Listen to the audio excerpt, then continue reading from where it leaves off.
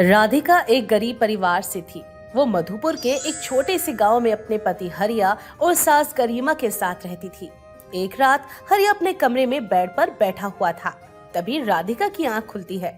क्या बात है जी, आप अभी तक सोए नहीं? नींद नहीं आ रही क्या आपको? जिसके सर पे इतना कर्जा होगा भला उसे नींद कैसे आ सकती है। कल जमींदार मिला था आधे रास्ते में, देखते ही रोक लिया उसने मुझे और कहा मेरा कर्जा कब देगा। मैंने कहा दे दूंगा। तो कहता है कब देगा, पहले मुझे ये बता। मैंने कहा जैसे ही होगा सबसे पहले आपको आके दे दूंगा। तो कहता है मुझे तेरी बातों पे यकीन ही नहीं है, अगर मुझे मेरा कर्जा नहीं मिला तो मैं तेरा घर हड़प लूंगा। आप ये कैसी बातें कर रहे हो? वह जमींदार हमारा घर कैसे हड़प लेगा? हमने सिर्फ उससे कर्जा लिया है, उसके पास अपना घर गिरवी नहीं रखा है जो कर्जा न देने पर वो हमारा घर हड़प लेगा। मुझे ना तुमसे कुछ बात करनी थी। तुम वादा करती हो कि तुम गुस्सा नहीं करोगी तो बताऊंगा। देखिए जी, अगर आप गुस्सा करने का काम करेंगे तो मैं गुस्सा ही करूंगी ना। जल्दी से बताइए क्या बात है। राधिका, वो बात ये है ना कि जमींदार अपनी जगह बिल्कुल सही है। मुझे माफ कर दो, मैंने तुमसे ये बात छुपाई। लेकिन हमारा घर सच में उसके पास गिरवी है, इसलिए उसने हमारे घर को हड़पने की धमकी दी है। आप हमेशा ऐसा क्यों काम करते हो कि मुझे आपको सुनाना पड़ता है? आपने मुझसे बिना पूछे इतना बड़ा कदम उठा कैसे लिया? तो मैं क्या करता, उस समय जो मेरी हालत थी मुझे तो कुछ समझ ही नहीं आ रहा था कि क्या कदम उठाऊं। तो मुझे ये सही लगा तो मैंने किया। और वैसे भी कोई जानबूझ के अपने सर के ऊपर की छत को गिरवी रखने में खुश थोड़ी होगा। अरे मैंने कब बोला कि आपको ऐसा करके खुशी मिलती होगी? लेकिन कम से कम आपको इतना बड़ा कदम उठाने से पहले मुझसे एक बार पूछ लेना चाहिए था। हो सकता है कि हम कोई और हल निकाल लेते, लेकिन अब हम दोनों चारों तरफ से फंस चुके हैं। हमारे ऊपर पहले से ही इतना कर्जा है, एक छत थी वो भी आपने गिरवी रख दी। अब क्या होगा हमारा, आपने सोचा है कभी? अब मुझे कुछ भी नहीं सोचना, जो होगा देखा जाएगा। अब मैं सोने जा रहा हूँ, नींद आ रही है। हरिया एक छोटी सी छोले भटूरे की दुकान चलाता था, लेकिन अपने बुरे हालातों के चलते उसने कर्ज पर बहुत सारा पैसा ले लिया था। अब उसे दुकान को चला पाना और अपने घर की छत को बचाना था। दिन पर दिन उसके लिए बहुत मुश्किल होता जा रहा था। एक दिन वो अपनी दुकान पर काम करते हुए ये सब कुछ सोच ही रहा था कि तभी अचानक से उसके हाथ पैर काम करना बंद कर देते हैं और वो बेहोश हो जाता है। तभी राधिका वहाँ पर आ जाती है। हरिया को जमीन पर बेहोश पड़ा देखकर वो जल्दी से डॉक्टर के पास उसे लेकर जाती है। डॉक्टर हरिया का चेकअप करने के बाद उससे बोलता है, राधिका जी, आपके पति पैरालाइज हो गए हैं, उनका आधा शरीर काम नहीं कर रहा। डॉक्टर साहब, आप ये कैसी बातें कर रहे हो? अगर इन्हें कुछ हो गया तो मेरा और मेरी सास का क्या होगा? मैं तो आपसे वही कह रहा हूँ जो सच है। ज्यादा टेंशन लेने के कारण इनकी बॉडी ने काम करना बंद कर दिया। डॉक्टर साहब, क्या अब ये दोबारा ठीक नहीं हो पाएंगे कभी? देखिए, इस बारे में तो हम कुछ कह नहीं सकते, ये तो इनके ऊपर डिपेंड करता है। अगर इनका मनोबल हुआ तो इनका शरीर काम कर भी सकता है और नहीं भी। राधिका जी, मैं तो यही कहूँगा, इन्हें घर लेके जाइए और आराम करने दीजिए और अच्छे से ध्यान रखिए। डॉक्टर की बात सुनकर राधिका बहुत परेशान हो जाती है, क्योंकि वो उसका पति है और उसका घर चलाने का एकमात्र सहारा। हरिया के बीमार पड़ने के कारण अब छोले भटूरे की दुकान चलाना राधिका ने खुद शुरू कर दिया था। लेकिन जो स्वाद हरिया के हाथों में था वो राधिका के हाथों में नहीं था, जिसके चलते उसकी दुकान कुछ खास नहीं चल पाई। कर्ज दिन पर दिन और भी बढ़ता जा रहा था। एक दिन दुकान पर वो छोले भटूरे बना रहे थे कि तभी उसकी माँ वसुंधरा किसी काम से मिलने के लिए आती है और उसे छोले भटूरे बनाते हुए देखकर हैरान रह जाती है। लगता है सूरज आज पश्चिम से उगा होगा, तभी तो राधिका दुकान पर काम कर रही है। माँ, आप फिर से मुझे ताने मारने के लिए आ गई। इस समय में वैसे ही बहुत परेशान हूँ और मुझे परेशान मत करिए। तुझे तो हमेशा मेरी कही हुई बात ताना ही लगती है। मैंने तो तुझे ये बात इसीलिए बोली क्योंकि आज से पहले मैंने तुझे कभी दामाद जी की मदद करते नहीं देखा, जबकि तुझे अच्छी तरह से पता है तेरी शादी एक गरीब परिवार में हुई है और तू एक गरीब परिवार की बहू है, तो तुझे अपने पति का हाथ बटाना चाहिए। माँ, आप हाथ बटाने की बात कर रही हो? यहाँ तो छोले भटूरे की दुकान का सारा जिम्मा ही मेरे ऊपर आ गया है। लेकिन मैं क्या करूँ, मेरे हाथों में आपके दामाद जी के हाथों की तरह जादू नहीं है। दुकान बिल्कुल भी नहीं चल रही है। अगर ऐसे ही चलता रहा ना तो मुझे लगता है मुझे दुकान ही बंद करनी पड़ेगी। तू हमेशा गलत ही क्यों सोचती है? कभी तो कुछ अच्छा सोच लिया कर। अगर दिल से कोई काम करना चाहो तो वो काम ना हो ऐसा हो ही नहीं सकता। माँ आप क्या बोल रही हो? मुझे तो कुछ भी समझ नहीं आ रहा है। जो भी बोलना है साफ साफ बोलिए, पहेलियाँ मत बुझाइए। मेरे कहने का मतलब है कि अपने छोले भटूरे बनाने की तरकीब में थोड़ा बदलाव लेकर आओ। गरीबों जैसे छोले भटूरे मत बनाओ, बल्कि अमीरों वाले छोले भटूरे बनाओ। उनकी वैरायटी को समझो कि वह किन चीजों का इस्तेमाल करते हैं और कैसे लोगों को अपनी चीजों की तरफ आकर्षित करते हैं। शायद आप सही कह रही हो माँ, अब मुझे कुछ ना कुछ तो करना ही पड़ेगा। मैं ऐसे हार नहीं मान सकती हूँ, क्योंकि मुझे अपने पति और अपने आसपास सभी को देखना है। पूरे घर की जिम्मेदारी अब मेरे ऊपर है। अगर मैं हार गई तो ये घर कौन चलाएगा? अब की ना तूने दिमाग वाली बात। अब कल से ही अपने काम पर लग जा। अपने आसपास के जितने भी बड़े और अच्छे खासे चलते रेस्टोरेंट हैं, उनके भटूरों को टेस्ट कर उनके स्वाद को पहचानने की कोशिश कर कि वह किन चीजों का इस्तेमाल कर रहे हैं, और बस उन चीजों का इस्तेमाल अपनी दुकान चलाने के लिए कर। माँ आपने तो मेरी सारी परेशानियां ही दूर कर दी। अब तक बहुत परेशान थी मैं, लेकिन अब मुझे एक हिम्मत मिल गई है। मैं आपके कहे हुए और दिखाए हुए नक्शे कदम पर जरूर चलूंगी। चल अब मैं चलती हूँ, मुझे घर में बहुत काम है। मैं यहाँ दामाद जी को देखने के लिए आई थी, लेकिन सारा समय तो तुझे दुकानदारी समझाने में ही निकल गया। कोई बात नहीं, फिर किसी दिन मैं उनसे मिलने के लिए आऊंगी। वसुंधरा इतना कहकर वहां से चली जाती है और राधिका अपनी माँ के दिखाए हुए नक्शे कदम पर चलने लगती है। अगले ही दिन अपने इलाके के अच्छे से अच्छे और बड़े से बड़े रेस्टोरेंट में जाती है। वहाँ वो छोले भटूरे खाकर उनको टेस्ट करके आजमाती है और धीरे धीरे उनकी तरह अपनी दुकान पर भी बनाने की कोशिश करती है। दिन बीतते हैं और बीतते दिनों के साथ राधिका भी अपने गरीब छोले भटूरे की दुकान पर अमीरों जैसे छोले भटूरे बनाना शुरू कर देती है। उसका काम बहुत ही अच्छा चलने लगता है। तभी एक दिन वसुंधरा फिर से उससे मिलने दुकान पर आती है और वहाँ लोगों की भीड़ देखकर बहुत खुश होती है। लगता है मेरी बेटी ने बताई हुई तरकीब को बहुत अच्छे से आजमाया है, तभी आज देखो तुम्हारी दुकान पर जहाँ एक आदमी नहीं होता था, वहाँ पर पाँव रखने तक की जगह नहीं है। हाँ माँ आप बिल्कुल सही कह रही हो। आपने जैसा बोला था ना, मैंने बिल्कुल वैसा ही किया, और इस कारण ही आज मेरी दुकान बहुत अच्छी चल रही है और मैं अब से घर की सारी जिम्मेदारियों को बखूबी निभा रही हूँ। वो तो तेरे चेहरे की ही खुशी बता रही है बेटी। तू खुश है, मुझे और क्या ही चाहिए। बेटी के सुख में ही माँ का सुख होता है। माँ आप उस दिन अपने दामाद जी से नहीं मिल पाई थी ना, आप बस कुछ देर मुझे समय दीजिए, फिर हम दोनों साथ में घर चलते हैं।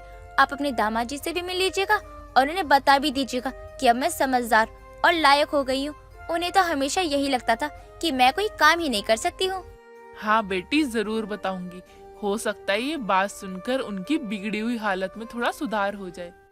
थोड़ी देर बाद वसुंधरा और राधिका घर जाते हैं और वसुंधरा इशारे में हरिया को सारी बातें बताती है कि कैसे राधिका ने थोड़े ही समय में छोले भटूरे की दुकान को अच्छे से संभाल लिया है और धीरे धीरे उसके सारे कर्ज को भी उतार दिया है।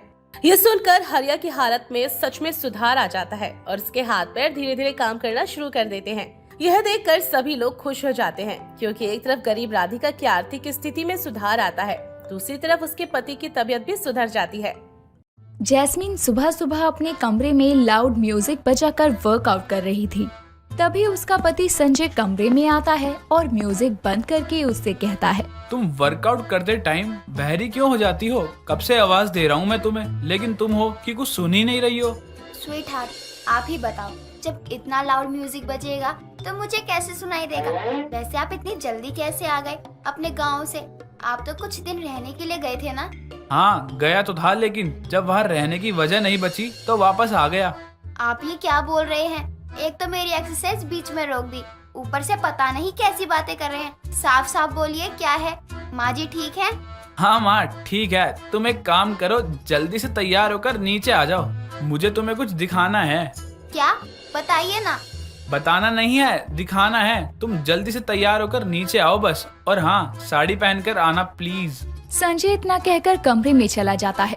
थोड़ी देर बाद जैस्मीन साड़ी पहनकर तैयार होकर कमरे से नीचे आती है और हॉल में अपनी सास सुरीली को बैठा देखकर हैरान हो जाती है और अपने पति से कहती है, माँ जी को आप कब लाए? और आपने मुझे लाने से पहले बताया भी नहीं कि आप माँ जी को लेकर आ रहे हैं।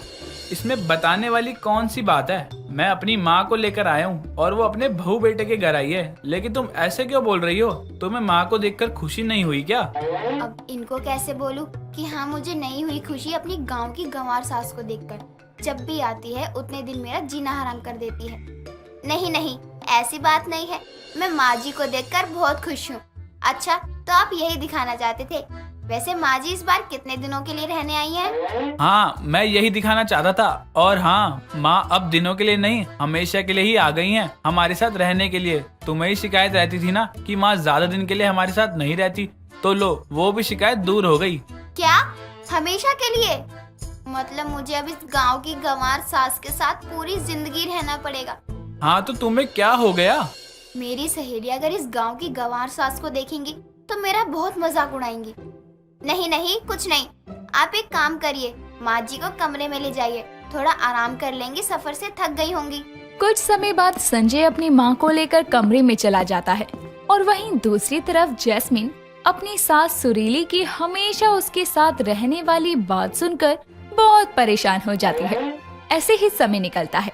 तभी एक रोज जैस्मिन अपनी सास के कमरे में आती है और उसे जीन्स पैंट और शर्ट पहना हुआ देखकर सुरीली उससे कहती है, बहू, लगता है तू कहीं जा रही है और जल्दी जाने के चक्कर में तूने संजय के कपड़े पहन लिए, पैंट और बू शर्ट। माँ जी, आप ये क्या बोल रही हैं? मैंने अपने कपड़े पहने हैं। और ये बू शर्ट क्या होता है? माँ जी उसे शर्ट बोलते हैं। लेकिन बहू, हमारे गांव में इसको बू शर्ट ही बोलते हैं। लेकिन माँ जी, ये गांव नहीं शहर है, और अगर आपको यहाँ रहना है तो यहाँ की भाषा भी सीख लेनी चाहिए। और मैं अपनी फ्रेंड के साथ मार्केट जा रही हूँ, अगर आपको कुछ मंगवाना है तो बता दीजिए। नहीं बहू, मंगाना तो कुछ नहीं है, लेकिन मैं क्या सोच रही हूँ कि मैं तेरे ही साथ चलूं बाजार, थोड़ा घूमना भी हो जाएगा। तुझे तो यहाँ का सारा रास्ता पता होगा। हे भगवान, इस गांव की सास को अपने साथ बाहर ले जाना, यानी लोगों के सामने अपने इंसल्ट करवाना। जो शर्ट को बू शर्ट बोल रही है, मार्केट को बाजार बोल रही है, वो आगे क्या क्या करेगी। ना बाबा ना। माँ जी, आप क्या करेंगी जाकर? थक जाएंगी। और पहले आप यहाँ की बोली बोलना सीख लीजिए, उसके बाद मेरे साथ चलिए। जैस्मिन इतना कहकर अपनी सास सुरीली को गांव की होने के चलते पूरे घर में अकेली छोड़कर चली जाती है। देखते देखते शाम होती है, लेकिन जैस्मिन मार्केट से लौटकर नहीं आती। वहीं दूसरी तरफ सुरीली को बहुत जोरों की भूख लगती है और वो खाना ढूंढने के लिए किचन में जाती है, जहां उसे खाने को कुछ नहीं मिलता और वो परेशान होकर अपने आप से कहती है, बहू सुबह की गई हुई अभी तक घर नहीं आई, मुझे भूख लगी है, अब क्या करूं? अरे हाँ, खाने को नहीं है तो क्या हुआ, बना सकती हूँ। एक काम करती हूँ, रात का खाना मैं खुद ही बना लेती हूँ, बहू को भी आराम हो जाएगा। सुरीली इतना कहकर गैस के नजदीक जाती है और माचिस की तिल्ली लगाकर उसे जलाने की कोशिश करती है। कई बार कोशिश करने के बाद भी जब गैस उससे नहीं जलती तो वो निराश होकर किचन से बाहर आती है। तभी जैस्मिन अपने हाथों में बहुत सारे पैकेट लिए अपने फ्रेंड नीरू के साथ में घर में आती है, जिसे देखकर सुरीली उसके पास जाकर कहती है, बहू तू कहाँ चली गई थी? मैं सुबह से तेरा इंतजार कर रही हूँ और तू अंधेरा होने के बाद आई है। बहू, इस तरह से बहू बेटियों का अंधेरा होने के बाद घूमना हमारे गांव में अच्छा नहीं माना जाता। ये बुढ़िया क्या बोल रही है? जैस्मिन, ये गांव की औरत तेरी सास है क्या? हाँ, वो मैं। हाँ, हम ही है तुम्हारी सखी की गांव की सास। बोल, का दिक्कत है तुम्हें? और बहू, तुम एक भी सामान घर में ठीक से नहीं रखी हो, सब खराब पड़ा है। बताओ, गैस भी खराब पड़ा है। हम ये नहीं समझ पा रहे हैं कि खराब गैस में तुम खाना कैसे बना लेती हो। जैस्मिन, मुझे यकीन नहीं हो रहा है कि ये तेरी सास है। सही है तुम दोनों की जोड़ी, गांव की सास शहर की बहू। अच्छा है, तुझे ऐसी ही सास मिलनी चाहिए। और आंटी जी, वो गैस खराब नहीं है, बल्कि वो बिजली से चलने वाली गैस है। जैसे बिजली से लाइट जलती है और पंखा चलता है ना, बिल्कुल वैसी है। चल ठीक है, तू अपनी इस गांव की सास को संभाल, मैं चलती हूँ अपने घर। नीरू इतना कहकर हंसते हुए अपने घर चली जाती है और उसे अपने ऊपर हंसता देखकर जैस्मिन गुस्से में वहाँ से चली जाती है। यूं ही समय निकलता है। समय के साथ जैस्मिन अपनी सास को शहर के तौर तरीके सिखाने और समझाने की बहुत कोशिश करती है, लेकिन सुरीली पर अपनी बहू की बातों का कोई असर नहीं होता। तभी एक रोज जैस्मिन की पड़ोसन मीना हाथों में कटोरी लिए उसके घर आती है और सुरीली को गंदे कपड़ों में जमीन पर बैठकर खाना खाते देखकर हंसते हुए उससे कहती है, तुम कौन हो? तुमने कितने गंदे कपड़े पहने हुए हैं? जैस्मिन बहू ने नई नौकरानी रखी है क्या? लेकिन तुम्हारे कपड़े से तो तुम इस घर की नौकरानी भी नहीं लग रही हो। तुम्हें देखकर ऐसा लग रहा है कि भिखारन हो तुम। तुम कौन हो? जो मेरे घर में आकर मुझे ही नौकरानी और भिखारन बना रही हो। बल्कि मुझे तो लग रहा है वो सब तुम ही हो, तभी कटोरा लेकर आई हो।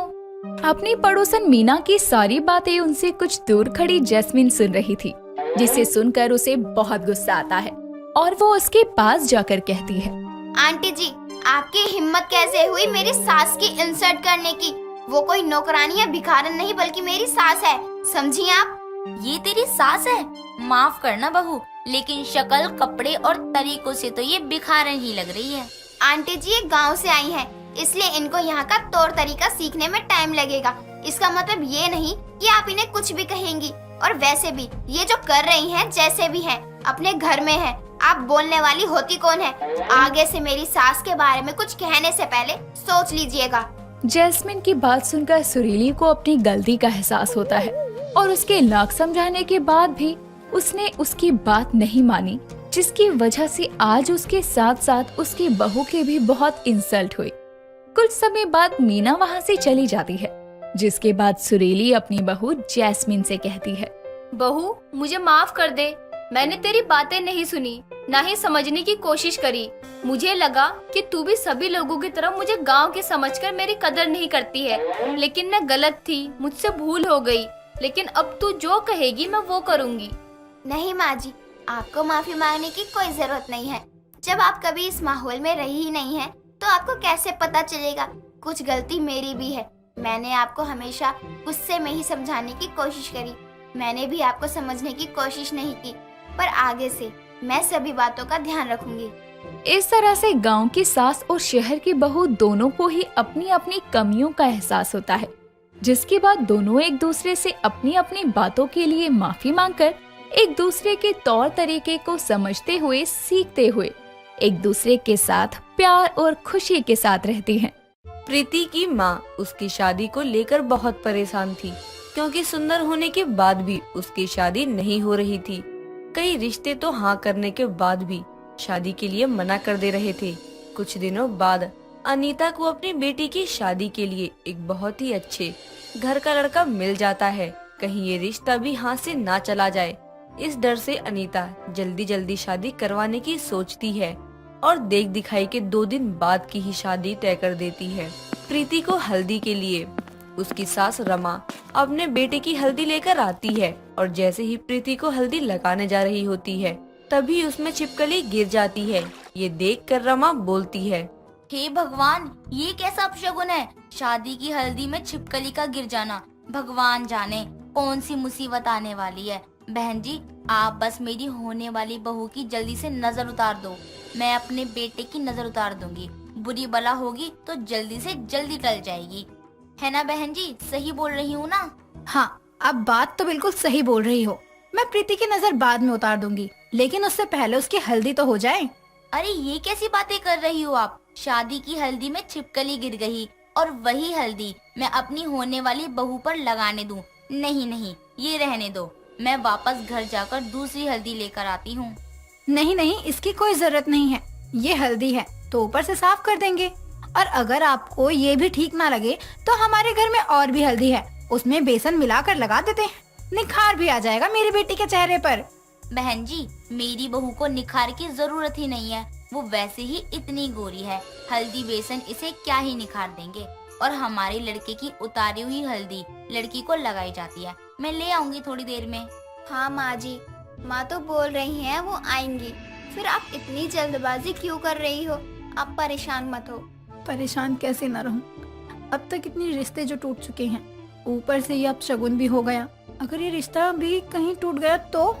हे भगवान, मेरी गोरी बेटी की काली किस्मत की वजह से और उसके इतने सुंदर होने के बाद भी वो अब तक कुंवारी है। भगवान, इसकी शादी हो जाए बस अच्छे से, मुझे और कुछ नहीं चाहिए। बेटी की माँ है ना अनीता जी, इसीलिए परेशान तो रहना ही है। जब तक मेरी बहू मेरे घर नहीं आएगी तब तक ये परेशानी इन्हें सताती ही रहेगी। क्यों अनीता जी, सही बोल रही हूँ ना मैं? आपको यही चिंता है ना? जी हाँ, परेशानी तो यही है, बस बेटी खुशी खुशी विदा हो जाए, मेरी सारी परेशानी खत्म हो जाएगी। अनीता की परेशानी तो बनी ही रहती है, लेकिन कई परेशानी के बाद आखिरकार उसकी बेटी की शादी हो ही जाती है और वो खुशी खुशी विदा भी हो जाती है। प्रीति का उसके ससुराल में स्वागत किया जाता है। सब लोग बहुत खुश थे कि तभी प्रीति के पति ओम को उसके ऑफिस से कॉल आता है और वो बात करने लगता है। थोड़ी देर बाद ओम बात करके वापस अपनी माँ और प्रीति के पास आकर उनसे बोलता है, माँ मुझे अभी जाना होगा, मेरे सर का कॉल आया था। मुंबई वाले ऑफिस में थोड़ी प्रॉब्लम हो गई है, इसलिए मुझे कुछ 3-4 महीने वहाँ ही रहना पड़ेगा और 1.5 घंटे बाद की ही फ्लाइट है। हाँ तो कोई बात नहीं, मुंबई जा रहा है तो प्रीति को भी लेकर चले जा। अब ये यहाँ अकेले कैसे रहेगी, तेरे साथ ये भी चली जाएगी तो तुझे खाने पीने में भी मदद मिल जाएगी और ये भी घूम लेगी थोड़ा। नहीं माँ, काम अभी ज्यादा जरूरी है। मैं अगर प्रीति को लेकर गया तो मैं तो पूरा दिन ऑफिस में ही रहूंगा, लेकिन प्रीति घर पर अकेली क्या करेगी। इससे अच्छा है यहाँ आपके साथ ही रहे, यही ठीक रहेगा उसके लिए। ये कैसी किस्मत लेकर आई है बहू, आए हुए अभी 1 घंटा भी नहीं हुआ कि मेरा बेटा दूसरे शहर जा रहा है। आज तक मैं अपने बेटे के बिना एक दिन भी नहीं रही, अब पता नहीं कितने महीने रहना पड़ेगा। माँ आप क्यों उसे बोल रही हो, वो तो अभी अभी आई और मेरे ऑफिस की वजह से मुझे जाना पड़ रहा है। इसमें उसकी क्या गलती है, आप उसे कुछ मत बोलो। और हाँ, मैं जितना जल्दी हो सकता है आ जाऊंगा। मैं आपका सामान पैक कर देती हूँ और रास्ते में कुछ खाने के लिए भी रख देती हूँ। वहाँ जाकर कॉल कर देना, ठीक है? और आप माँ जी की फिक्र मत करना, मैं हूँ यहाँ उनका ध्यान रखने के लिए। आप काम खत्म करके आना। कुछ देर में ओम अपना सामान लेकर वहाँ से चला जाता है। ओम के जाने के बाद रमा भी बड़ी उदास हो जाती है, क्योंकि उसके हिसाब से अभी उसके बेटे का घर बसा ही था और उसे जाना पड़ गया। धीरे धीरे कुछ दिन निकल जाते हैं। प्रीति घर को काफी अच्छे से संभाल लेती है। कुछ दिनों बाद रमा की पड़ोसन कांता आती है और रमा से बोलती है, अरे रमा, तुझे बहुत इंतजार था ना मोहल्ले में होने वाली प्रतियोगिता का। तो अब इस बार की प्रतियोगिता का दिन फिक्स हो गया है। अगले महीने की 6 तारीख को है प्रतियोगिता। और इस बार प्रतियोगिता में इनाम क्या रखा है? और हाँ, इस बार किस चीज की प्रतियोगिता है?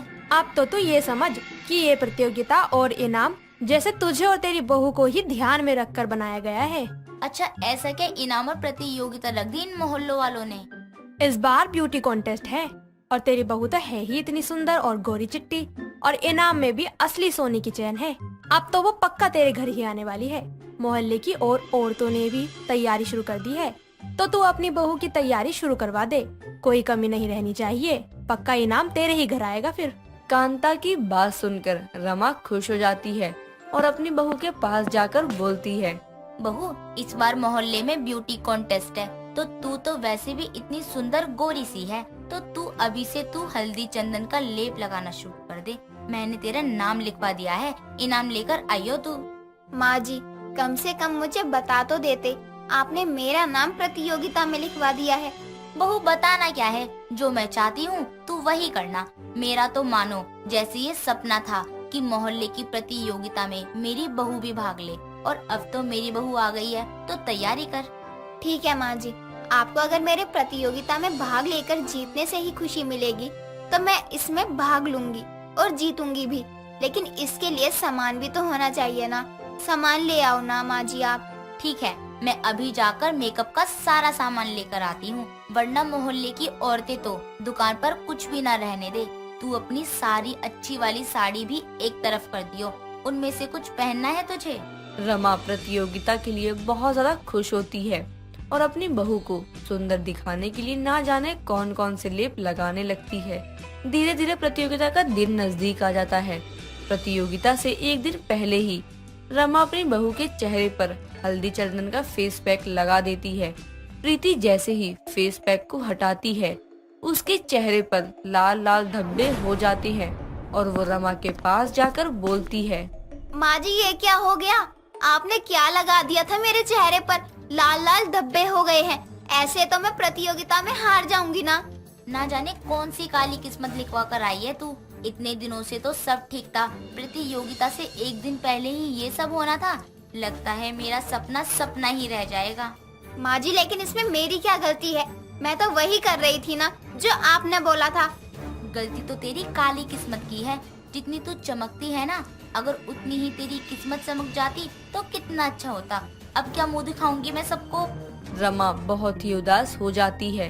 अगले दिन प्रीति प्रतियोगिता के पहले ही राउंड में बाहर हो जाती है। रमा अब तो प्रीति की काली किस्मत को ही कोसने लगती है और रोज रोज प्रीति को ताने देती रहती है। ऐसे ही दिन निकलते रहते हैं। कई दिनों बाद ओम वापस घर आता है। अपनी माँ और प्रीति को मिठाई खिलाकर बोलता है, माँ, मैं अपनी शादी के दिन ही मुंबई चला गया था और वहाँ का सारा काम अच्छे से संभाल लिया, इसलिए मुझे कंपनी की तरफ से फ्लैट और कार ऑफर हुई है। अब हम फ्लैट में रहने वाले हैं। ये तो बहुत अच्छी खबर सुनाई है आपने। बधाई हो बहुत आपको, इतनी बड़ी खुशी मिली है आपको। सच में ये तो बहुत ही खुशी की बात है। ऐसा लग रहा है इतने दिनों बाद कोई खुशखबरी सुनी है, वरना इस गोरी बहू की काली किस्मत की वजह से तो कुछ अच्छा सुनने को मिल ही नहीं रहा था। माँ, अब प्रीति को क्यों बोल रही हो? उस बेचारी ने तो कुछ बोला भी नहीं। और आप खुद ही बताओ, अगर मैं उस दिन नहीं जाता या प्रीति मुझे जाने से मना कर देती तो आज मुझे फ्लैट और कार मिलती नहीं ना। हाँ, बात तो तू ठीक बोल रहा है, लेकिन माँ, लेकिन कुछ नहीं। आपको तो खुश होना चाहिए कि आपके बेटे ने और उसके परिवार ने दोनों ने तरक्की कर ली है। और अपनी बहू को कोसना बंद करो अब। ओम की बात सुनने के बाद रमा को भी थोड़ी खुशी होती है और वो अब प्रीति को उसकी काली किस्मत का ताना देना बंद कर देती है। कुछ दिनों बाद वो तीनों फ्लैट में रहने चले जाती हैं और धीरे धीरे सब ठीक हो ही जाता है। दोस्तों, अगर आपको ये कहानी पसंद आई तो इसे लाइक करें, शेयर करें और कमेंट करके बताएं कि कहानी में आपको सबसे अच्छा क्या लगा।